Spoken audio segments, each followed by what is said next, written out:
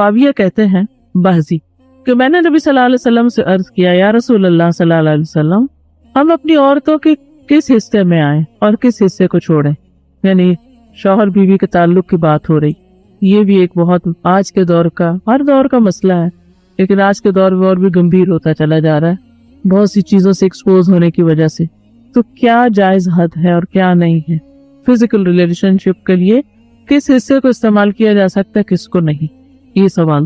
تو اس پر آپ صلی اللہ علیہ وسلم نے فرمایا تمہاری بیوی تمہارا کھیت ہے، تم اپنے کھیت میں جہاں سے چاہو آؤ.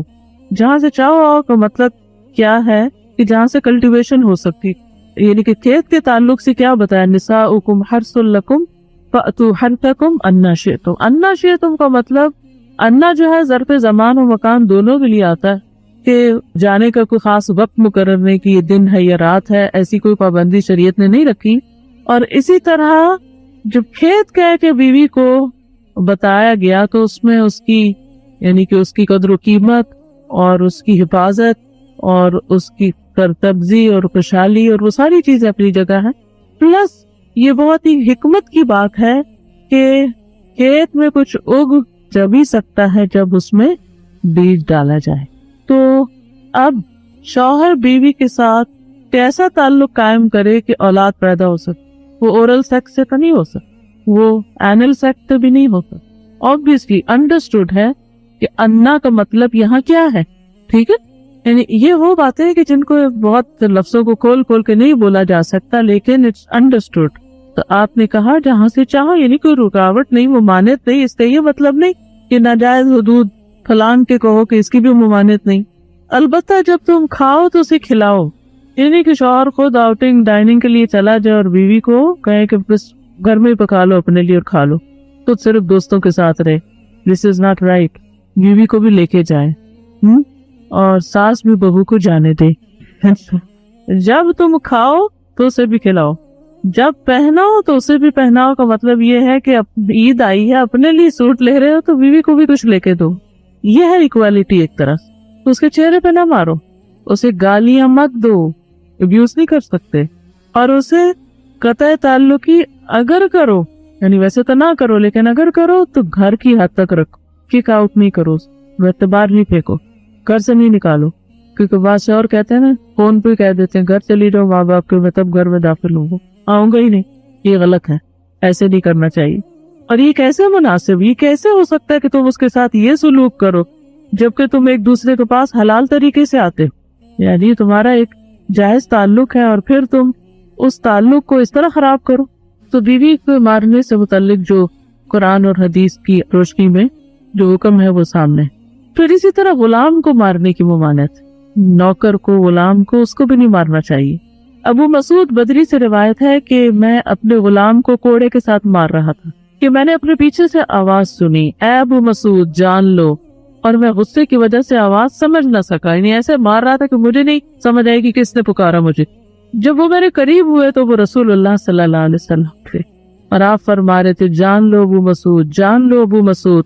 کہتے میں نے اپنے ہاتھ سے کوڑا پھینک دیا تو آپ نے فرمایا جان لو ابو مسعود. یعنی آپ بار بار فرما رہے تھے اللہ تم پر زیادہ قدرت رکھتا ہے، تمہاری اس غلام پر قدرت ہے، یعنی جتنا تم اس غلام پہ قدرت رکھتے ہو اللہ اس سے زیادہ تم پہ قدرت رکھتا ہے، یعنی تمہیں مارے گا. کہتے ہیں کہ میں نے عرض کیا اللہ کے رسول صلی اللہ علیہ وسلم میں اس کے بعد کبھی غلام کو نہیں ماروں گا. اور بعض روایت میں آتا ہے کہ انہوں نے آزاد کر دیا. ابو عمر زازان سے روایت ہے، کہتے ہیں کہ ہم لوگ ابن عمر کے پاس تھے، انہوں نے اپنے غلام کو بلایا جسے انہوں نے مارا تھا.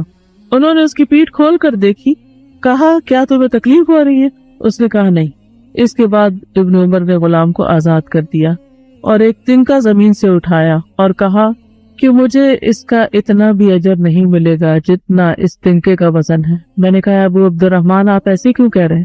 انہوں نے کہا کہ میں نے رسول اللہ صلی اللہ علیہ وسلم کو فرماتے ہوئے سنا جو شخص اپنے غلام کو بے قصور یعنی حد شرعی کے علاوہ مارے یا اس کے چہرے پہ تمانچہ مارے تو اس کا کفارہ ہی اسے آزاد کر دی. کفارہ ہے، اس آزادی کا ثواب کوئی نہیں تن کے برابر بھی. یعنی بعضوں کا تم سہتے ہیں بڑی نیکی کی لیکن اس میں تو چھوٹ بھی جائے تو وہ بھی بہت بڑی بات. صحابہ کرام جو تھے وہ خاص طور پر اس سے محتاط رہتے اور غلاموں سے درگزر کرتے تھے. ابو لیلہ کہتے ہیں کہ سلمان رضی اللہ عنہ نکلے، وہ اپنی سواری کو چارہ کھلاتے تھے تو وہ ہودے سے گرتا رہتا. ہودہ کیا کہتے ہیں؟ وہ چیز، محمل، باسکٹ کہہ لیں، جس میں اس کا چارہ رکھ کے دیا جاتا. اس پر انہوں نے اپنے خادم سے کہا اگر مجھے قصاص کا خوف نہ ہوتا تو میں تمہاری پٹائی کرتا کہ تم نے ایسی چیز کیوں جانور کے آگے رکھی. تو مطلب یہ کہ اگر میں تمہیں ماروں گا تو مجھے بھی مار پڑے گی، اس لیے میں تمہیں مار نہیں رہا، ورنہ جو حرکت تم نے کی ہے اس سے تمہیں مار پڑنی چاہیے. نماز پڑھنے والے غلام کو نہ مارنا. ابو امامہ سے روایت ہے کہ رسول اللہ صلی اللہ علیہ وسلم خیبر سے واپس آئے تو آپ کے پاس 2 غلام تھے. حضرت علی رضی اللہ عنہ نے کہا اے اللہ کے رسول صلی اللہ علیہ وسلم ہمیں بھی ایک غلام دے دیں. آپ نے فرمایا جو چاہتے ہو لے لو. انہوں نے کہا آپ میرے لیے پسند کریں. اس سے انداز ہوتا ہے نا کہ ریلیشن شپ داماد اور سسر کا کیسا. آپ صلی اللہ علیہ وسلم نے فرمایا یہ لے لو، اس کو مارنا نہیں، کیونکہ میں نے خیبر سے واپس آتے ہوئے اسے نماز پڑھتے دیکھا ہے اور مجھے نمازیوں کو مارنے سے منع کیا گیا ہے.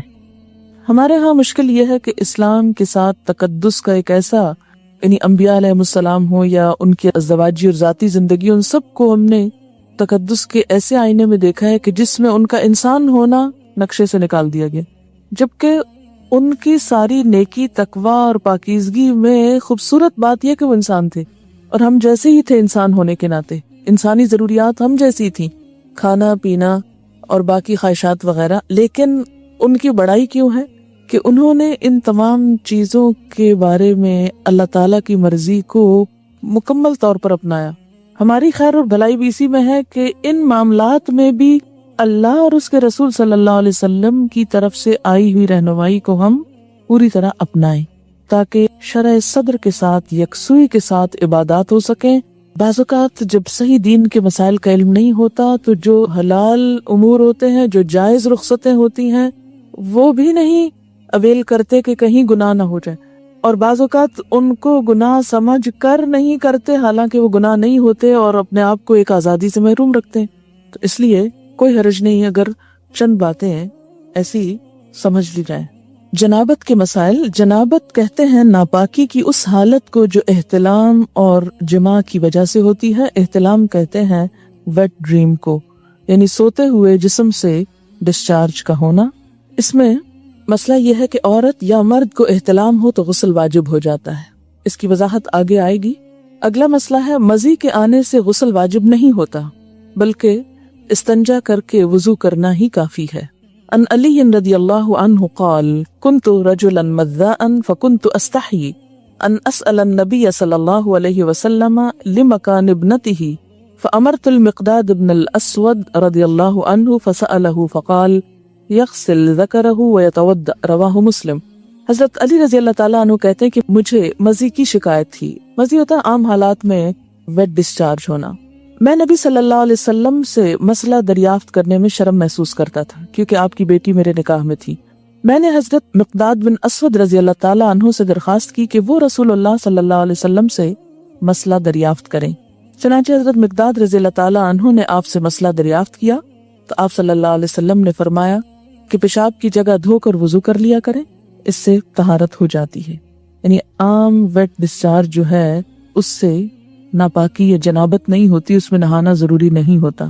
بیوی سے تعلق کرنے سے پہلے یہ دعا مانگنی چاہیے، یعنی جسمانی تعلق مراد ہے. ان ابن عباس رضی اللہ عنہما قال قال رسول اللہ صلی اللہ علیہ وسلم لو ان احدکم اذا اراد ان یأتی اہلہ قال بسم اللہ اللہم جنبنا الشیطان وجنب الشیطان ما رزقتنا فإنه إن يقدر بينهما ولد في ذلك لم يضره شيطان أبدا. متفق علیہ. حضرت عبداللہ بن عباس رضی اللہ عنہما سے روایت ہے کہ رسول اللہ صلی اللہ علیہ وسلم نے فرمایا جب کوئی آدمی اپنی بیوی سے جسمانی تعلق، فزیکل ریلیشن، سیکشل انٹرکورس کا ارادہ کرے تو اسے یہ دعا مانگنی چاہیے: ہم اللہ کے نام سے مدد چاہتے ہیں، یا اللہ ہمیں شیطان سے محفوظ رکھ، کیونکہ شیطان ایسے مواقع پر انسان پہ زیادہ حملہ آور ہوتا ہے، اور ہماری اس اولاد کو بھی شیطان سے محفوظ رکھ جو تو ہمیں عطا فرمائے.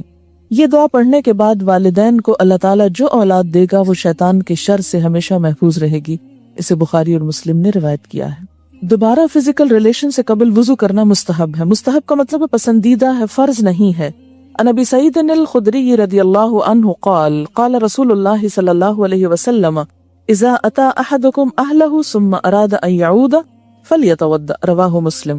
حضرت ابو سعید خدری رضی اللہ تعالیٰ عنہ کہتے ہیں کہ رسول اللہ صلی اللہ علیہ وسلم نے فرمایا، جب کوئی آدمی اپنی بیوی سے تعلق قائم کرے پھر دوبارہ کرنا چاہے تو پہلے وضو کرے، یعنی ایک دفعہ کے تعلق کے بعد ضروری نہیں کہ نہایا جائے، اگر اس کے کچھ عرصے بعد دوبارہ تعلق کی ضرورت ہو، مثلا یعنی ایک رات ہو سکتی ہے۔ اس کا مطلب یہ ہے کہ نہانا ضروری ہے کس کے لیے؟ نماز کے لیے، عبادت کے لیے، قرآن پڑھنے کے لیے۔ لیکن اگر انسان ناپاکی کی حالت میں ہے ابھی اور دوبارہ ایک شخص بیوی کے ساتھ تعلق قائم کرنا چاہتا ہے تو ضروری نہیں کہ نہانے کے بعد پھر کرے۔ دوبارہ تعلق میں کوئی چیز مانے نہیں، ہاں بہتر ہے وضو کر لے۔ مستحب کا مطلب کہ بہتر ہے وضو کر لے، اور وضو یہاں ایک طرح سے فریشنس پیدا کرتا ہے انسان کے اندر۔ لیکن اگر کوئی وضو بھی نہیں کرتا، یعنی یہ ایسا وضو نہیں جیسے نماز کے لیے وضو کرنا ضروری ہے کہ اس کے بغیر نماز نہیں ہوگی، تو اگر دوبارہ تعلق میں وضو نہیں کیا تو اس کا یہ مطلب نہیں کہ گناہ کا کام کر رہا ہے۔ مستحب کا مطلب کیا ہے؟ پسندیدہ ہے، اچھی بات ہے، لیکن اگر کوئی نہیں کر سکتا تو کوئی گناہ نہیں۔ غسل جنابت میں پہلے دونوں ہاتھ دھونے چاہیے، پھر برتن میں ہاتھ ڈالنے چاہیے۔ جنبی جس پانی میں ہاتھ ڈال دے وہ پانی ناپاک نہیں ہوتا۔ مثلا کسی نے پہلے ہاتھ دھوئے، پھر ہاتھ سے مگ پکڑا، اس کو بالٹی میں ڈالا مثلا، اور صاف ہاتھ تھا مگر جسم ابھی ناپاک ہے، تو پانی کی بالٹی کے اندر ایسا ہاتھ جانے سے یا ٹب میں بیٹھنے سے پانی ناپاک نہیں ہوتا، الا یہ کہ اس پانی کے اندر کوئی نجاست چلی جائے، یعنی ہاتھ پاک ہے۔ اگر ایسے میں کوئی شخص پانی پینا چاہتا ہے اور اس نے گلاس کو ہاتھ لگا دیا اور پانی پی لیا تو کوئی بات نہیں، کیونکہ ہمارے ہاں تو عام طور پہ کانسیپٹ یہ پایا جاتا ہے کہ انسان اتنا ناپاک ہوتا ہے کہ زمین پر قدم بھی نہیں رکھ سکتا اور کسی چیز کو چھو نہیں سکتا اور سب کچھ حرام ہو جاتا ہے۔ کچھ بھی حرام نہیں ہوتا۔ اس کا یہ مطلب بھی نہیں کہ انسان ناپاک پھرتا رہے، جو سارا بازار گھوم کر آ جائے ناپاکی میں، یہ بھی مقصد نہیں ہے۔ مومن ناپاک رہنا پسند نہیں کرتا، لیکن ضروری نہیں ہے کہ اس حالت میں آپ کسی چیز کو ہاتھ نہیں لگا سکتے۔ مثلا پانی پیتے وقت آپ کا ویسے ہاتھ صابن سے دھویا ہوا تھا، صاف تھا، پاک تھا، مگر جسمانی طور پہ آپ ناپاک ہیں۔ مثال کے طور پر اگر پانی کے اندر کوئی چیز اچانک چلی جاتی ہے اور آپ ایک انگلی کے ساتھ اس کو ہٹانا چاہتے ہیں اور اس کے بعد اس پانی کو پینا چاہتے ہیں، پی سکتے ہیں۔ یعنی ناپاک جسم پر جب تک نجاست نہ ہو تو صاف ہاتھ یا جسم کا کوئی حصہ پانی میں چلا جائے، اس پانی سے غسل بھی کیا جا سکتا ہے، یا اگر وہ صاف ہے اس کو کسی بھی کام میں استعمال کیا جا سکتا ہے، اس سے کپڑے دھوئے جا سکتے ہیں یا کوئی اور کام۔ ان ابن عباس رضی اللہ عنہما قال اغتسل بعض ازواج النبی صلی اللہ علیہ وسلم فی جفنۃ فجاء النبی صلی اللہ علیہ وسلم لیتوضأ منها او يغتسل فقالت له یا رسول اللہ انی كنت جنبا فقال ان الماء لا يجنب، رواہ احمد۔ حضرت عبداللہ بن عباس رضی اللہ تعالی عنہما فرماتے ہیں کہ ازواج مطہرات میں سے کسی نے ایک ٹب کے پانی سے غسل جنابت کیا، نبی صلی اللہ علیہ وسلم تشریف لائے، وضو یا غسل کرنے لگے تو بولی، اے اللہ کے رسول صلی اللہ علیہ وسلم، میں حالت جنابت میں تھی اور میں نے اس ٹب کے پانی سے غسل کیا تھا۔ آپ نے فرمایا پانی جنبی نہیں ہوتا، یعنی اگر تمہارا ہاتھ یا جسم کا کچھ حصہ اس پانی میں چلا گیا تو اس سے پانی ناپاک نہیں ہوا۔ اسے احمد وغیرہ نے روایت کیا ہے۔ حالت جنابت میں کسی سے مصافحہ کرنا، سلام دعا کرنا یا بات چیت کرنا جائز ہے۔ عن ابی ہریرہ رضی اللہ عنہ ان النبی صلی اللہ علیہ وسلم لقیہ فی بعد طریق المدینۃ وہو جنب فانخنست منہ فذهب فاغتسل ثم جاء فقال این کنت یا ابا ہریرہ قال كنت جنبا فکرہت ان اجالسک وانا علی غیر طہارۃ قال سبحان اللہ ان المؤمن لا ينجس، رواہ البخاری۔ حضرت ابو ہریرہ رضی اللہ تعالی عنہ کہتے ہیں کہ مدینہ کے کسی گلی میں ان کی نبی صلی اللہ علیہ وسلم سے ملاقات ہوئی۔ اس وقت حضرت ابو ہریرہ جنبی تھے، چنانچہ وہ وہاں سے کھسک گئے، جا کر غسل کیا، پھر خدمت اقدس میں حاضر ہوئے۔ آپ نے پوچھا، ابو ہریرہ تم کہاں چلے گئے تھے؟ حضرت ابو ہریرہ نے عرض کیا، میں حالت جنابت میں تھا، لہٰذا میں نے آپ کے پاس اس حالت میں بیٹھنا اچھا نہ سمجھا۔ آپ نے فرمایا، سبحان اللہ، مومن کسی بھی حالت میں ناپاک نہیں ہوتا۔ اسے بخاری نے روایت کیا ہے۔ یعنی اگر ایسی حالت میں مثلا کوئی مہمان آ گیا ہے یا بچہ رو رہا ہے یا کوئی اور ایسا دنیا کا ضروری کام پڑ جاتا ہے انسان کو، کوئی ٹیلی فون آ جاتا ہے، بات کرنی پڑ جاتی ہے، تو کسی بھی کام میں حالت جنابت مانے نہیں۔ حالت جنابت مانے ہے کس میں؟ عبادات میں. لیکن یاد رکھیے اس کا یہ مطلب نہیں کہ انسان ناپاکی میں ہی گھومتا پھرتا رہے بے وجہ، جلد از جلد پاک ہو، لیکن یہ سمجھنا کہ نہیں میں اچھوت ہو گیا، اب کسی کے سامنے نہیں جا سکتا یا کسی سے بات نہیں کر سکتا، تو ایسی بات نہیں. حالت جنابت میں کھانے پینے کے لیے ہاتھ دھونا کافی ہے، البتہ وضو کرنا افضل ہے. عن عائشہ رضی اللہ عنہا ان النبی صلی اللہ علیہ وسلم کان اذا اراد ان یأکل وهو جنب غسل یدیہ، رواہ ابن ماجہ. حضرت عائشہ رضی اللہ تعالی عنہا کہتی ہیں کہ رسول اللہ صلی اللہ علیہ وسلم حالت جنابت میں کوئی چیز کھانا چاہتے تو پہلے اپنے ہاتھ دھو لیتے. اسے ابن ماجہ نے روایت کیا، یعنی حالت جنابت میں کھا سکتے ہیں. اور خاص طور پر جیسے رمضان کا مہینہ ہے، یعنی رمضان میں اگر کوئی شخص حالت جنابت میں اٹھتا ہے، سحری کا وقت ہے، سحری کھا سکتا ہے اور کھانے کے بعد نماز سے پہلے نہا سکتا ہے. یعنی حالت جنابت میں اگر روزے کا کچھ حصہ شامل ہو گیا صبح کے وقت کو کوئی حرج نہیں، اللہ کہ نماز تو نہیں چھوڑی جا سکتی، وہ تو پڑھی جائے گی. کتنی دیر لگے گی؟ آدھا گھنٹہ، گھنٹہ، کیونکہ اس کے بعد تو سورج بھی نکل آئے گا اگر نہیں نہائے تو نماز جائے گی. تو ایسا روزہ کیا روزہ جس میں نماز ہی نہ پڑھی گئی. ان عائشہ رضی اللہ عنہا قالت کان رسول اللہ صلی اللہ علیہ وسلم اذا کان جنبا فاراد ان یأکل او ینام تودأ وضوءه للصلاة، رواہ مسلم. حضرت عائشہ رضی اللہ تعالی عنہا فرماتی ہیں کہ رسول اللہ صلی اللہ علیہ وسلم حالت جنابت میں کھانا یا سونا چاہتے تو پہلے نماز کی طرح وضو کر لیتے. اسے مسلم نے روایت کیا. اور یہ وضو فرض میں نہیں ہے، واجب میں نہیں ہے، یہ مستحب میں ہے. یعنی ایک اچھی فیلنگ کے لیے نہانے میں ٹائم لگتا ہے تو کوئی بھی کام کرنے سے پہلے وضو کر لیا جائے. جنبی مسجد سے گزر سکتا ہے لیکن ٹھہر نہیں سکتا. حالت جنابت میں اگر کسی کو مسجد سے گزرنا پڑ رہا ہے، مثلاً اس کا گھر ہے مسجد کے اوپر اور رستہ ایسا ہے کہ صحن سے گزر کے اوپر چڑھتا ہے، تو ایسی صورت میں گزرنا جائز ہے، لیکن وہاں بیٹھ جانا یا دن گزارنا یہ درست نہیں. ان جابر رضی اللہ عنہ قال کان احدنا یمر فی المسجد جنبا مجتازا، رواہ سعید بن منصور. حضرت جابر رضی اللہ تعالی عنہ فرماتے ہیں کہ ہم حالت جنابت میں مسجد سے گزر جایا کرتے تھے. اسے سعید بن منصور نے روایت کیا ہے. حالت جنابت میں زبانی اللہ کا ذکر کرنا جائز ہے. مثلاً انسان صبح اٹھا ہے تو اٹھ کے دعا جو پڑھی جاتی ہے الحمدللہ الذی احیانا بعد ما اماتنا والیہ النشور، پڑھ سکتا ہے. اسی طرح اگر صبح شام کی دعائیں پڑھ رہا ہے تو پڑھ سکتا ہے، یا استغفار کرنا چاہتا ہے تو کر سکتا ہے. رات کو سوتے میں کوئی خواب برا آ گیا تو وہ دعا پڑھ سکتا ہے، یا نیند نہیں آ رہی تو کچھ ذکر کرنا چاہتا ہے اور لیکن ہے حالت جنابت میں تو کوئی رکاوٹ نہیں، زبانی اللہ کا ذکر کر سکتا ہے. یا اسی طرح جیسے سوتے وقت آیت الکرسی پڑھی جاتی، سونے کے آداب آپ نے پڑھے ہوں کہ دائیں طرف کروٹ لے کر ہاتھ گال کے نیچے رکھ کے آیت الکرسی پڑھ کے چاروں طرف پھونک مار دی جائے. اب اگر حالت جنابت میں انسان تو کیا آیت الکرسی نہیں پڑھے گا؟ پڑھے گا، کوئی حرج نہیں. ان عائشہ رضی اللہ عنہا قالت کان النبی صلی اللہ علیہ وسلم یذکر اللہ علی کل احیانہ، رواہ مسلم. حضرت عائشہ رضی اللہ تعالی عنہا فرماتی ہیں کہ نبی اکرم صلی اللہ علیہ وسلم ہر حالت میں اللہ کا ذکر کیا کرتے تھے. اسے مسلم نے روایت کیا ہے. جنبی کو قرآن پاک پڑھنا یا پڑھانا منع ہے، یعنی یہ نہیں کہ آپ حالت جنابت میں ہیں اور آپ کہیں جی کھانے کی اجازت ہے، پکانے کی اجازت ہے، سلام دعا کی اجازت ہے، چلو تلاوت شروع کر دیتے ہیں یا تعلیم شروع کر دیتے ہیں. نہیں، اس کی اجازت نہیں ہے. پاک آدمی وضو کے بغیر قرآن مجید پڑھ سکتا ہے، یعنی وضو نہیں ہے لیکن ویسے قرآن کی تلاوت آپ کر رہے ہیں تو ٹیکسٹ کو ہاتھ نہیں لگائیے اور پڑھتے جائیے. کیونکہ بعض لوگوں کو ایسی بیماری بھی ہوتی ہے کہ ان کا وضو زیادہ دیر تک باقی نہیں رہتا. ایسے میں لوگ قرآن، ذکر، عبادت سب چھوڑ کے بیٹھ جاتے ہیں فارغ. نہیں، وضو نماز کے لیے شرط ہے، طواف کے لیے شرط ہے. اگر صرف قرآن کی تلاوت کرنا مقصود ہے یا تعلیم دینا تو کوئی حرج نہیں. ان علی رضی اللہ عنہ قال کان النبی صلی اللہ علیہ وسلم یقرئنا القرآن علی کل حال ما لم یکن جنبا، رواہ الترمذی.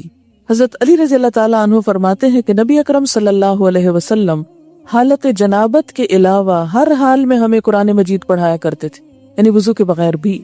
مراد اس سے یہ، اسے ترمذی نے روایت کیا ہے. حالت جنابت کو بڑی ناپاکی کہتے ہیں. عام طور پہ فقہ کی کتابوں میں حدث اکبر لکھا ہوتا ہے. حدث اصغر چھوٹی ناپاکی ہوتی ہے جو جنابت کے علاوہ عام طور پر وضو ٹوٹنے کے اسباب کی وجہ سے ہوتی ہے. جنبی سونے سے قبل غسل نہ کر سکے تو اسے وضو کر لینا چاہیے. ان عائشہ رضی اللہ عنہا قالت کان النبی صلی اللہ علیہ وسلم اذا اراد ان ینام وهو جنب غسل فرجه وتودع للصلاة، رواہ البخاری. حضرت عائشہ رضی اللہ تعالیٰ عنہا سے روایت ہے کہ نبی اکرم صلی اللہ علیہ وسلم جب حالت جنابت میں سونے کا ارادہ فرماتے تو اپنی شرمگاہ دھو کر نماز کی طرح وضو فرما لیتے. یہ مستحب ہے ایسا کرنا، اسے بخاری نے روایت کیا ہے. جنبی کے لیے وضو کر کے سونا افضل ہے لیکن نہ کرنے کی رخصت ہے. عن ابن عمر رضی اللہ عنہما ان عمر استفتى النبی صلی اللہ علیہ وسلم فقال هل ينام احدكم وهو جنب قال نعم ليتودع ثم لينم حتى يغتسل اذا شاء رواہ مسلم. حضرت عبداللہ بن عمر رضی اللہ تعالی عنہما سے روایت ہے کہ حضرت عمر رضی اللہ تعالی عنہ نے نبی اکرم صلی اللہ علیہ وسلم سے مسئلہ پوچھا، کیا جنبی غسل کیے بغیر سو سکتا ہے؟ آپ نے ارشاد فرمایا ہاں، وضو کر لے اور سو جائے، پھر جب چاہے اٹھ کر غسل کر لے. اسے مسلم نے روایت کیا ہے. عن عائشہ رضی اللہ عنہا قالت کان رسول اللہ صلی اللہ علیہ وسلم یجنب ثم ینام ولا یمس ماء حتی یقوم بعد ذلك فیغتسل رواہ ابن ماجہ. حضرت عائشہ رضی اللہ تعالی عنہا فرماتی ہیں کہ رسول اللہ صلی اللہ علیہ وسلم حالت جنابت میں پانی کو ہاتھ لگائے بغیر سو جاتے. یعنی یہ بات بھی ملتی ہے جہاں وضو کر کے سوتے وہاں یہ بھی کہ بسا اوقات وضو بھی نہیں کرتے تھے اور سو جاتے، پھر اٹھ کر غسل فرماتے. اسے ابن ماجہ نے روایت کی. اٹ ڈیپینڈس کہ انسان کی طبیعت کیسی ہے، موسم کیسا ہے، پانی کی اویلیبلٹی کتنی ہے. اگر ہو سکے تو بہت اچھا ہے، لیکن نہیں تو گناہ نہیں. غسل جنابت میں پہلے دونوں ہاتھ دھونے چاہیے، پھر طہارت حاصل کر کے وضو کرنا چاہیے. جنابت مدت مسح ختم کر دیتی، یعنی حالت جنابت میں پھر آپ کا مسح نہیں رہتا جناب کے اوپر. غسل جنابت کے لیے پانی میسر نہ ہو تو غسل کی نیت سے کیا گیا تیمم ہی غسل جنابت کا کام دیتا ہے. اس کی وضاحت آگے آ جائے گی.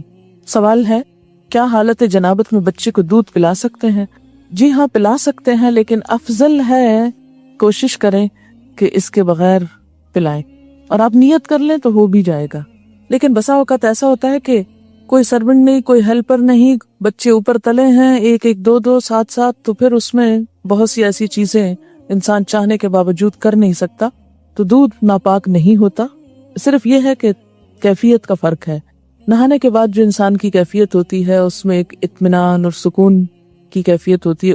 جتنی ماں پرسکون ہوگی اور اس حالت میں بچے کو دودھ پلائے گی اتنا ہی بچے پہ اچھا اثر ہوگا.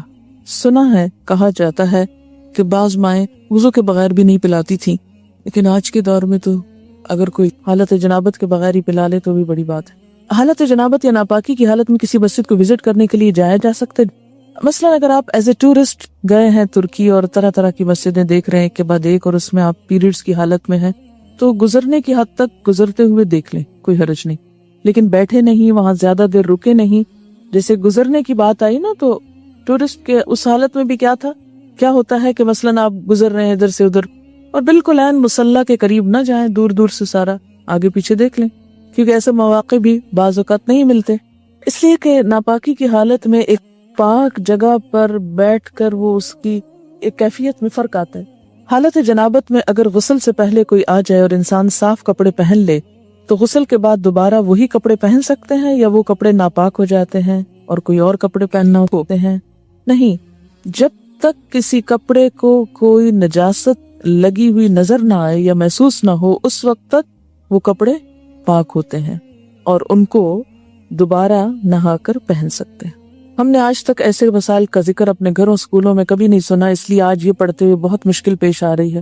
اب آپ پڑھاتی ہیں تو بہت سی ٹرمز ایسی ہیں جو کبھی سنی ہی نہیں یا سمجھ ہی نہیں آ رہی. مثلاً احتلام کیا ہوتا ہے، یہ ٹرم تو کبھی اردو یا انگلش میں سنی ہی نہیں، لا حول ولا قوت. تو کبھی اردو یا انگلش میں اس طرح مزی ویٹ ڈسچارج کیا ہوتا ہے، میں ان میرڈ ہوں شاید اس لیے بھی چیزیں مجھے سمجھ میں نہیں آ رہی. نہیں، مزی اور احتلام کا تعلق میرڈ یا ان میرڈ ہونے سے نہیں ہے. احتلام ہوتا ہے نیند کی حالت میں کوئی ایسا خواب انسان دیکھے کہ جس کے بعد وہ کافی مقدار میں ویٹ ڈسچارج اپنے جسم پر پائے اور ایسا گمان ہو جیسے خدا نخواستہ سوتے ہوئے پیشاب نکل گیا ہے جسم سے. ٹھیک ہے، خواب یاد ہو یا نہ ہو. جیسے لیکوریا کا ڈسچارج تو خواتین کو عام طور پر معلوم ہی ہے کہ کس طرح ہوتا ہے. جیسے لیکوریا کا ڈسچارج ہوتا ہے ایسے ہی اس سے ذرا زیادہ مقدار میں ڈسچارج جو ہے وہ محسوس ہو سوتے وقت، وہ احتلام ہوتا ہے. یعنی احتلام کا تعلق سونے سے ہوتا ہے، نیند سے. ایک صحابیہ ہیں، وہ حضور صلی اللہ علیہ وسلم کے پاس یہی مسئلہ لے کر آئیں. کہنے لگی، اللہ کے رسول صلی اللہ علیہ وسلم، کیا عورتوں کو بھی احتلام ہو سکتا ہے؟ یعنی عموماً یہ مردوں کو ہوتا ہے، لیکن کیا عورتوں کو بھی ہو سکتا ہے؟ تو اس پر آپ نے فرمایا کہ ہاں ہو سکتا ہے، کیونکہ بچہ عورت کے مشابہ بھی تو ہوتا ہے، عورت سے بھی تو بچے کی شباہت ہوتی ہے، ٹھیک ہے؟ تو سیکشل انٹرکورس کے بغیر اگر نیند کی حالت میں کوئی خواب دیکھنے یا نہ دیکھنے پر ایسا پانی انسان دیکھے کہ جو زیادہ مقدار میں ہو، عام نارمل روٹین میں جیسے لیکوریا وغیرہ تھوڑا بہت سپاٹنگ ہو گئی، وہ نہیں، زیادہ مقدار میں، اس کو احتلام کہتے ہیں، اس سے انسان ناپاک ہو جاتا ہے۔ اور بعض اوقات ہو سکتا ہے کہ کسی خاتون کو کبھی بھی ایسی کیفیت نہ ہوئی ہو، بسا اوقات جسمانی کیفیت، آب و ہوا، کئی چیزیں انسان کے مزاج میں اثر ڈالتی ہیں، تو بعض لوگوں کو ایسی تکلیف ہو سکتی ہے۔ اگر کسی کے ساتھ ایسا نہیں ہوا تو وہ پریشان نہ ہو کہ میں تو شاید اب نارمل انسان ہوں، نہیں، اٹ ڈیپینڈس۔ اور اگر کسی کے ساتھ ایسی کوئی کیفیت ہو جائے تو وہ یہ نہ سمجھے کہ میں کوئی بہت برا انسان ہوں۔ ایکچولی ہوتا یہ کہ ہمارا بیہیویئر کیا ہے اور ہم ان چیزوں کو کس انداز سے پیش کر رہے ہیں۔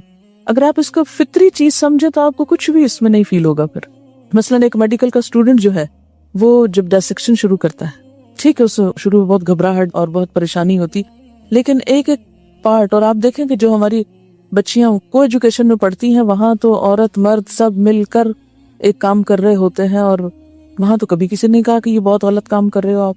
اور میں سمجھتی ہوں کہ ایسی چیزیں مردوں اور عورتوں کو مل کے نہیں کرنی چاہیے، لیکن اگر دین کے لیے یہی بات کرنی پڑ جائے تو ہم کہتے ہیں ہائے ہمارے دین میں ایسی بے حیائی کی باتیں، یعنی میڈیکل کی بکس میں سب لکھا ہوا ہے اور سب جائز ہے اور وہ بھی انسان پڑھتے ہیں، لیکن دین کی کسی کتاب میں ایسی کوئی بات لکھی ہوئی ہے تو یہ بالکل درست نہیں۔ اور یہ کیسا دین ہے؟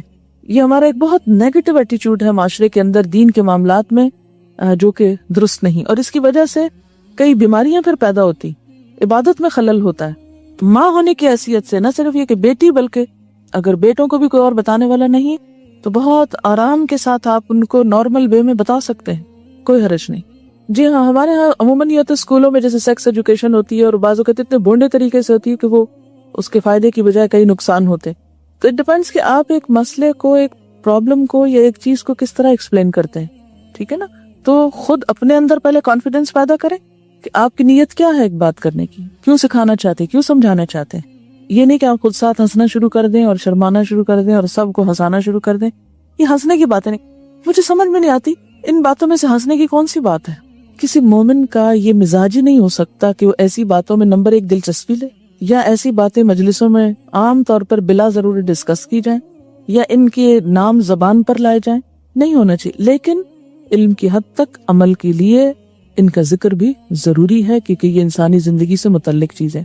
مزید عام طور پر لفظ جو ہے یہ بیڈ ڈسچارج جیسے لیکوریا ہوتا ہے ایسے ہی ہوتا ہے، لیکن یہ جاگتے ہوئے ہوتا ہے، یہ نیند کی حالت میں نہیں، یہ جاگنے کی حالت میں ہوتا ہے۔ اور اس میں عموماً ایسا ہوتا ہے کہ مثلاً کوئی ایسا سین آپ نے دیکھا ہے ٹیلی ویژن میں، یا ایسی کوئی کتاب پڑھی ہے، یا کوئی بھی ایسی چیز کہ جس سے جسم کے اندر خلل آتا ہے، یعنی انسان کے ایموشنز جو ہیں وہ ڈسٹرب ہوتے ہیں، تو ایموشنز کے فرق سے یہ ڈسچارج ہوتا ہے۔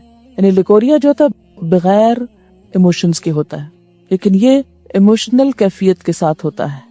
ایموشنل کیفیت کے ساتھ جو ویٹ ڈسچارج ہوتا ہے، اس سے استنجا بھی لازم ہے اور وضو بھی لازم ہے، لیکن نہانا لازم نہیں۔ وہ بھی ہو سکتا ہے کوئی سائیکولوجیکل پرابلم ہو سکتا ہے یا کچھ بھی، اس کو نام دے سکتے ہیں، لیکن مزی میں لفظ آپ یوں سمجھے جیسے مزہ لفظ ہے نا، یہ اسی سے نکلا ہے یہ لفظ، ٹھیک ہے۔ ایک بچی کی ریسنٹلی شادی ہوئی، اس نے ایک میل مجھ کو کی، وہ اس قدر بیچاری پریشان، چھوٹی سی عمر کی بچی تھی، شادی ہوگی، اس کو شاید پہلے سے کسی نے کچھ نہیں بتایا، نہ ماں بتاتی نہ کوئی اور، جو ضروری چیز ہے وہ کوئی نہیں بتاتا اور فضول میں بہت کچھ پڑھ لیتے۔ تو اب وہ کچھ بہت ہی جینون جو اس کے شوہر کے رویے تھے ان پر وہ اس قدر خوف زدہ تھی اور پریشان کہ شاید میرے ساتھ کوئی بہت ہی گناہ کا کام ہو رہا ہے اس طرح۔ تو ایسا کیوں ہے؟ اس لیے کہ یا تو اس کو اتنا چھپایا گیا اور بتایا ہی نہیں گیا، یا یہ ہے کہ بلو پرنٹس بچے چھپ چھپ کے دیکھیں تو ماں باپ کو خبر نہ ہو۔ ان رویوں میں بہت نارمل اور بہت فطری انداز میں، نیچرل انداز میں آپ کو بیہیو کرنے کی ضرورت ہے۔ سوال ہے، مزی والا کپڑا دھونے کا موقع نہ ہو اور گھر سے باہر کسی ایسی جگہ پر ہو کہ بدل بھی نہ سکے اور نماز کا وقت آئے تو کیا نماز پڑھ سکتے ہیں؟ اس میں ہر انسان کو اپنی کیفیت کا پتہ ہوتا ہے۔ یہ بالکل ایسے جیسے لیکوریا کا ڈسچارج ہے، تو اس میں ڈسچارج کے بعد استنجا ضروری ہے۔ اگر استنجا کرنا ہے آپ کو تو پھر دھونے کا موقع کیوں نہیں آخر؟ اور آگے آپ انشاءاللہ ڈیٹیل پڑھیں گے کہ بعض اس طرح کے سپاٹس جو ہیں وہ صرف کھرچنے کریدنے سے ہی، یعنی ان کو اگر رب کر دیا جائے اور جھاڑ دیا جائے تو وہ صاف ہو جاتے ہیں۔ کیا جنابت کی حالت میں کھانا تیار کیا جا سکتا ہے؟ جی بالکل کیا جا سکتا ہے. ایسا ہے کہ اگر آپ اپنے بچوں کو کوئی چیز بول کے نہیں ایکسپلین کر سکتے کہ جھجک آتی ہے اور بڑے ہو گئے ہیں یہ کچھ، تو لکھ کر دیجئے. جاگتے ہوئے اگر کچھ خیالات کے بعد اگر کم ڈسچارج، بات یہ ہے کہ کم ہو یا زیادہ ہو، جو ڈسچارج ہے اس کے لیے استنجا اور وضو دونوں ضروری ہے. ایک لڑکی کی ماں نہ تھی، چچی اور کچھ آنٹیز رہتی تھی. جب اس بیچاری کو پیریڈز ہوئے تو اس نے بھائیوں کو بتایا، کیونکہ بھائیوں سے چھوٹی تھی. وہ بھائی پریشان ہو گئے، ڈاکٹر کے پاس لے جانے لگے. تو لڑکی کے والد جب گھر آئے تو انہوں نے چچی سے کہا اور اس طرح. تو وہ بعض اوقات ایسی چیزیں پھر بہت امبیرسمنٹ کا سبب بن جاتی ہیں نا، کہ جب بچوں کو آپ ماں نہیں بتا رہی جو ان کی سب سے بڑھ کے خیر خواہ ہے، تو پھر وہ کیا کرتی ہیں، سہیلیوں سے پوچھتی ہیں، اوروں سے پوچھتی ہیں، ادھر ادھر سے کوئی ان پہ ہنستا ہے، کوئی مذاق اڑاتا ہے، اور یہ ساری زندگی چیزیں خوف کی چیزیں بن کے رہ جاتی. تو اس سے بہتر ہے کہ وہ اوروں سے جا کے پوچھیں، کیوں نہ آپ ان کو بتائیں خود. بیڈ ڈسچارج میں کیا کپڑے چینج کرنا یا دھونا ضروری ہے؟ اگر آپ کہیں باہر ہو یا آپ کو فیل ہی نہ ہو، دیکھیے کہ اس کیفیت کا تعلق ہی فیلنگ کے ساتھ ہے. اگر فیلنگ ہی نہیں ہے تو جسٹ نارمل بات ہے. یعنی بعض لوگ اسٹرانگ ہوتے ہیں اور ان کو چھوٹی چھوٹی باتوں پہ فیلنگ نہیں آتی ایسی، تو ان کو پریشان ہونے کی ضرورت نہیں. تو پھر کیا بغیر وضو کے نماز پڑھ لیں؟ جی ہاں. جو فیلنگ ہی نہیں ہے تو پھر وضو کی ضرورت ہی نہیں، پھر نماز بھی پڑھ سکتے ہیں. ٹین ایجر لڑکوں کو اگر احتلام ہو تو نہانا واجب ہے. جی ہاں، یہی تو اب تک رویا گیا ہے کہ اس سے غسل واجب ہو جاتا ہے، لازم ہو جاتا ہے، نماز نہیں ہوتی ہے. لیکن کتنے ہمارے ٹین ایجرز کو پتا ہے؟ یہ بھی دیکھ لیجئے. کیا احتلام سوئے بغیر بالکل نہیں ہو سکتا؟ نہیں. احتلام نیند کے ساتھ اس کا تعلق ہے، چاہے خواب دیکھا جائے یا نہ. اس کا روٹ کیا ہے؟ جائیے اس پہ ذرا. احلام ہے، لام میم حلم، خواب. تو اسی سے باب افتعال ہے، احتلام، خواب دیکھنا.